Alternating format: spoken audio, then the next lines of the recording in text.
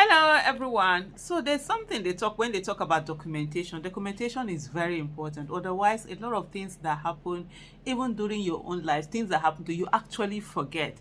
That's why for those who keep their diaries, they always remember things. You'll be reading certain things that you've forgotten ever happened, and you remember them.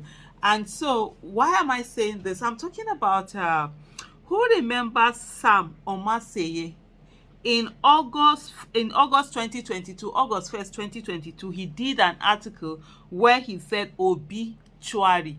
Obedient movement was taking form. Then they were still making fun of the obedience, like they're not going to get anywhere, Peter Obi is not going to get anywhere, and stuff like that. And he did that. So Salah Ife Salako, you understand, he did a video the other day when he did a video to Wole Soyinka. I even, talked about the video, played the video and talked about the video. I'll be sharing that in the comment section. I hope I don't forget, because I'm always forgetting that. Oh my goodness, I hope I don't forget. Please, if I forget, remind me. But this is what he said, and I just saw his tweet and I was like, wow, I've even forgotten all of this happened. He said this was where it all started from. Before this particular day, he said, all obedience were doing was minding our business and promoting Peter Obi and all the great values he stands for. Out of the blue, Sam Omaseye wished death for Peter Obi and his dreams.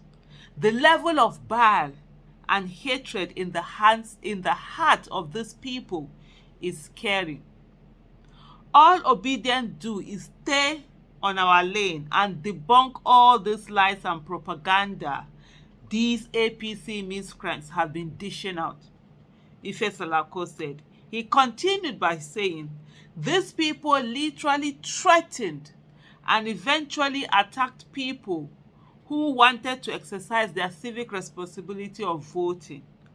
Nobody calls them names. And when you respond to their madness, they begin to call obedience different names. These people deliberately gaslight every Yoruba person who refused to support Tinubu on and off internet by calling us bastards. Evil thrives when good people do nothing. This is just the beginning, he said. Oh my goodness. I honestly haven't forgotten that this particular article was written, all of this happened, and literally that was it. All of a sudden, they started all the attacks, all the thing. And today, people are fighting back. You want them to just cross their legs and take all the dishes. Me, I've said this thing before. Oh. If you want peace, you have to be prepared for war. If they go low, you go lower. Deal with them and come up and shower, so that they will know it's a choice not to remain in that low place where they are. When they see people who do nothing, we stay away and just allow them to keep at it. That's when they get emboldened to do more. Now they think twice before they come at the obedience. Now they think three times. Me personally, for me, in short, my work, I don't even do much work online. I don't even do much this thing. Other than my YouTube, where I put on videos of talking about issues. Like before, literally sometimes it's like war zone on my Twitter page, because I'm thinking now there are people who are actually doing the work. So I get to relax. That's always for me what this life is all about. Get people who will do the right thing. And that's all for me. I'm really interested in getting people that will occupy the offices of public offices in Nigeria, especially elected offices. You see this structure of criminality, we must dismantle it by the grace of God. It's not something that we'll sit down and we'll be looking.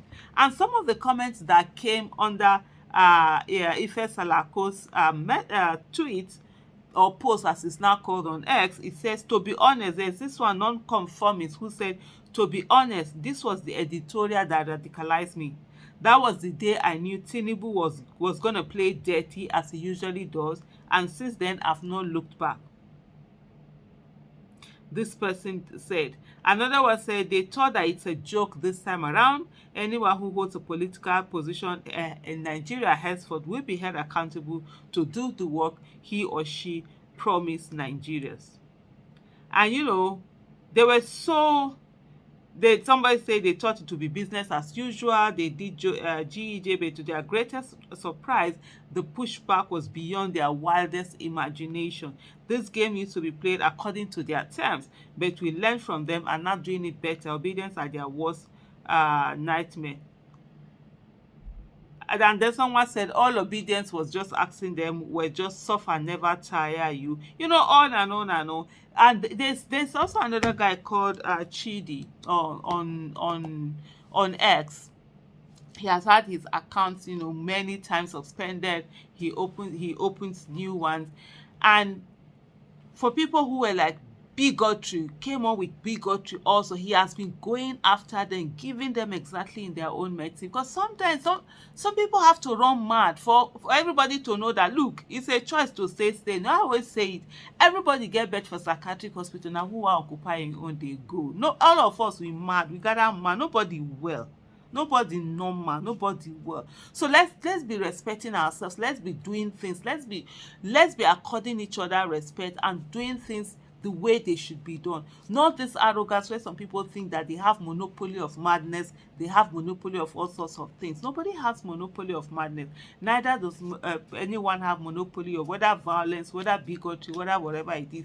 The fact that we all need to work within the ambit of the law, that's the thing that really matters. And like I said earlier, when you don't document those things, people actually forget. This is the time. What has obedient people do? What have they done other than fighting for their lives? They are the ones who are being killed. They are the ones who are being attacked, maligned, insulted, refused opportunities and everything. Their mandate was stolen. They voted and they saw the result that they voted all being changed. The people who never who couldn't, who on a normal election, every other election, first thing as soon as they are done, results are coming and they post it on social media. They couldn't post it this time because they were all losing. All of a sudden, at the end of the day, when the results were tallied, it was not said that, oh, they were the ones that had won the election. And you expect that the people who were winning, who put their results out there, seeing that their results were changed. People don't understand that this thing is not, it's not even about Peter Obi.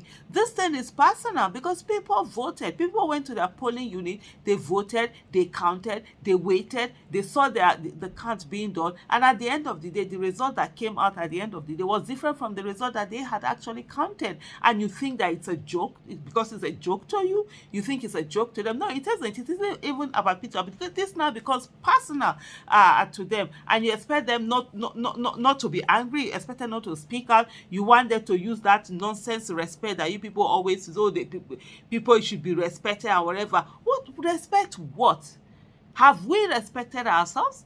If Nigeria was respecting itself, all of this corruption will it be going on, all of this stealing, all of this looting, all of this bad governance, all of this lack of accountability, lack of transparency, will it be going on? You can't ask for respect when you have not been respectful, when you have not shown that you deserve to be respected. So the next time you're talking about that respect, do the right thing.